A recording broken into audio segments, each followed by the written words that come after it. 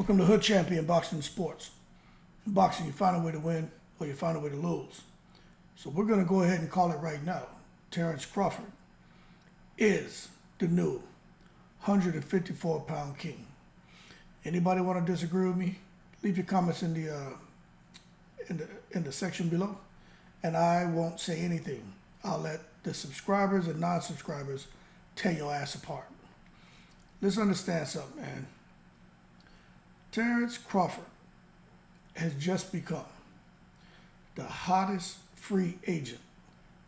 Does that mean he's going to get picked up for some huge multi-million-dollar contract? I don't know. But what I do know is he's now a promotional free agent after his deal, that one-fight deal with PBC expired and the rematch for Errol Spence fell apart. That's unfortunate.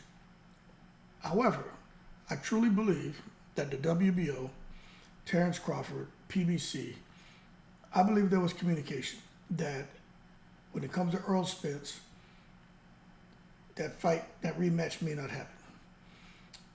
And I don't know what all was said, but you'd have to think there's some people who truly care about Errol Spence's well-being that came through and said, you know what, this probably isn't a good thing. Because we as boxing fans, we want to see a rematch when the fight was really good. Fight could have gone either way, or even if there was a clear winner. The fight was so competitive that it's like, shit, I'd watch that again. That wasn't the case with Terence Crawford and Errol Spence. But the bottom line is, that rematch collapsing, I mean, I think a lot of us saw that coming. Even Errol Spence fans, majority, were saying Errol Spence doesn't need to get back in the ring with Terence Crawford. Now, since we're talking about that, when it comes to Errol Spence, he hasn't really said much. The last thing I think I remember seeing from Errol Spence was him throwing a peace sign in a Twitter post. And when he said that, it made me feel like he was retiring from the sport. Since then, he's gone reticent. And I truly believe he's gone reticent because I believe Errol Spence is retiring from the sport of boxing. He hasn't made an announcement. He's just gone quiet. Kind of like Triple G. He's never announced that he's retiring. He just went quiet and disappeared from the scene. And I think Errol Spence is following in those footsteps. But believe you me, I truly believe that there were some discussions that took place, because if you look how everything's playing out, Keith Thurman didn't get the fight with Errol Spence. He was made the mandatory. They were in negotiations, and Errol Spence just chose not to fight him. He went the Crawford route. Keith Thurman was in training. This is what a lot of people don't know. Keith Thurman was in training for that Spence fight, and then he ended up, losing out on the opportunity. He kind of goes quiet, but I truly believe he was promised an opportunity at something big once PBC was able to land their deal with Amazon. So for people who are wondering, how the hell is Keith Thurman getting this opportunity? Peel the layers back. And if you remember, Keith Thurman, when he left the sport of boxing too, he didn't lose. He ended up, becoming champion in recess and doing certain things just so the fights could continue to flow and people could fight for belts. He did lose to Pacquiao, so it is what it is. But I truly believe this is a kind of, okay, look, we owe you one, Keith. But at the same time, we know Crawford and Spence, that fight's not going to happen. So we got to be fair to everyone. Keith, this is your opportunity. If you win, you're the man, and you can go on to something bigger and better.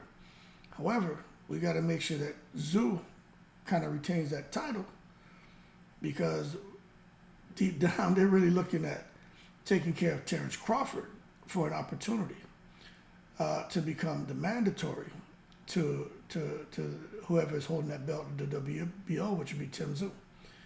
And I think it's a balancing act that's taking place between these sanctioning bodies, promoters, and I think even the fighters. So when you look at how things have been structured, Thurman can't win the belt, but he can beat Tszyu, and Thurman can go on to bigger and better things.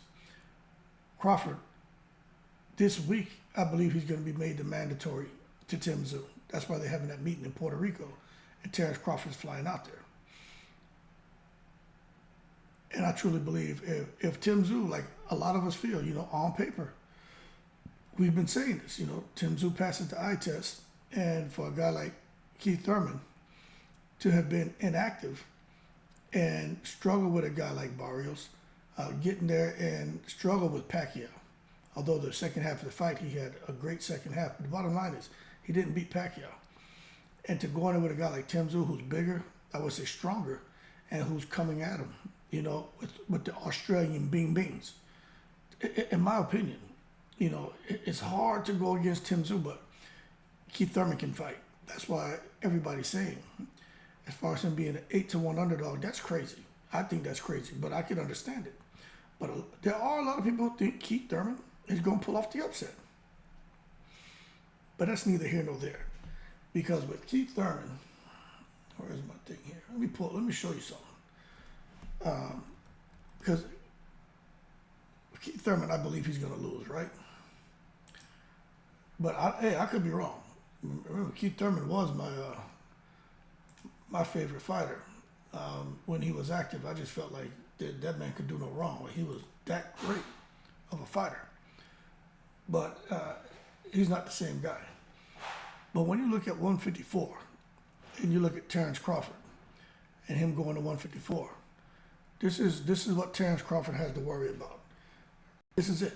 These are the names. Now, when you come down here, and you take a look at the WBO, you got Tszyu. The IBF is vacant. The WBC is vacant. Jermell Charlo, my understanding, he just lost the WBA belt. So everything's vacant. That's crazy. So Crawford going up to 154 pounds. People pay attention. If Crawford goes up to 154, which he's going to, if he fights Tszyu, which he's going to, if he beats Tszyu, right? Crawford becomes the WBO champ at 154. All of these vacant goddamn belts. Who they're going to line up to fight for those vacant belts? Look, I'm not really sure. But I would think Crawford, they'd probably want him to do a mandatory defense if he picks up that belt. Or if they give him a voluntary defense. He may go straight into a unification with whoever fights for these vacant belts, whoever wins. So Crawford, could be 2 fights at 154, could have half the damn belts, 2 of the 4 belts. And next year, he could go and become undisputed a 3rd time, if in fact the money's right. So the reality of it, of the situation is this.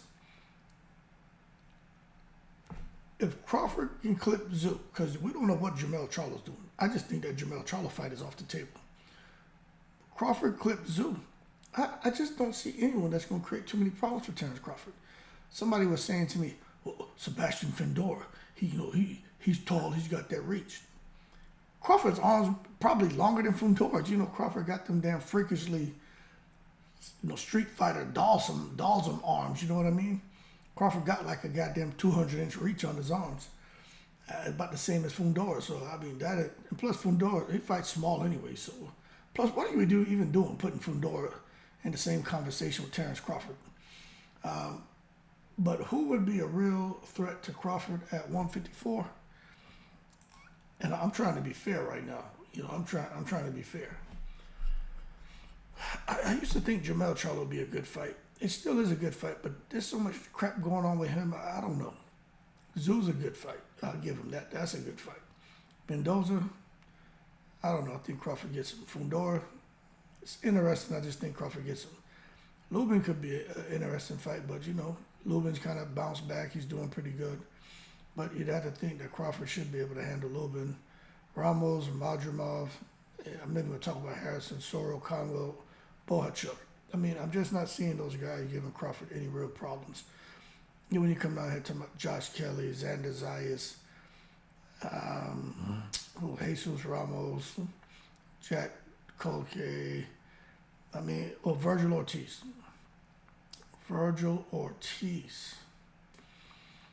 That could be And then Austin Trout still bubbling up. But Virgil Ortiz, that could be Crawford's Tszyu, Virgil Ortiz, and maybe even Danny Garcia if he somehow falls across a belt, because there's some vacant belts now.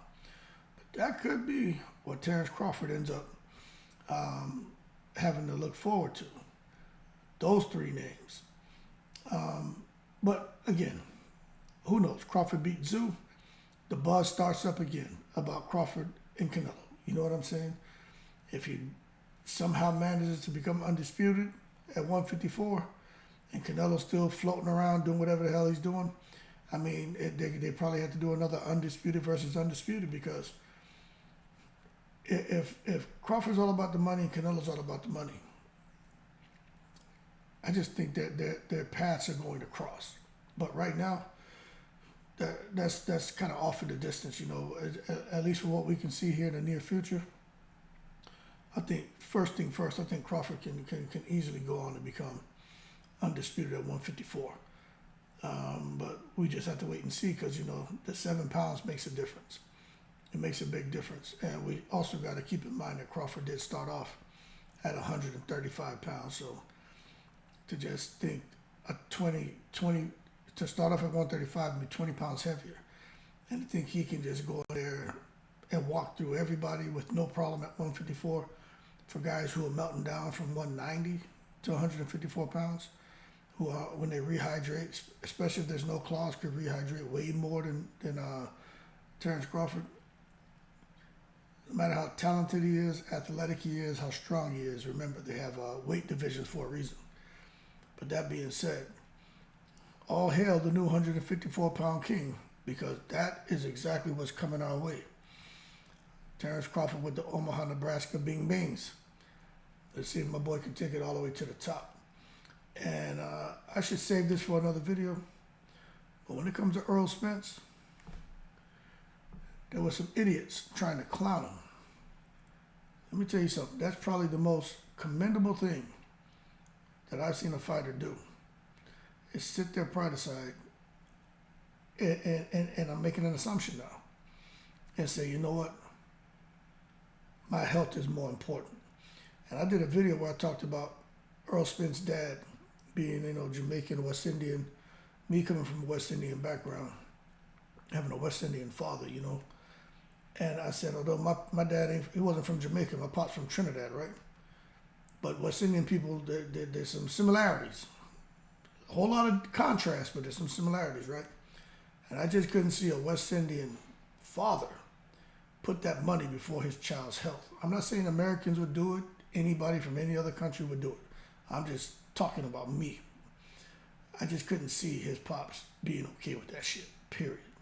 Knowing your son almost got beat to death, and to say, okay, there may be 20, well, you know, there may not have been the 20, 25 million on the table. But if there was still 20, 25, 30 million for that rematch, I couldn't see him being okay with that shit. Not the way Earl Spence got beat. Not like that. That was violence. You know what I'm saying? It was scary. Same way you saw Deontay Wilder get beat by Fury. Like, that shit was scary to watch. But that being said, y'all keep cool. Shout out to the veterans on 7 continents. In the breeze.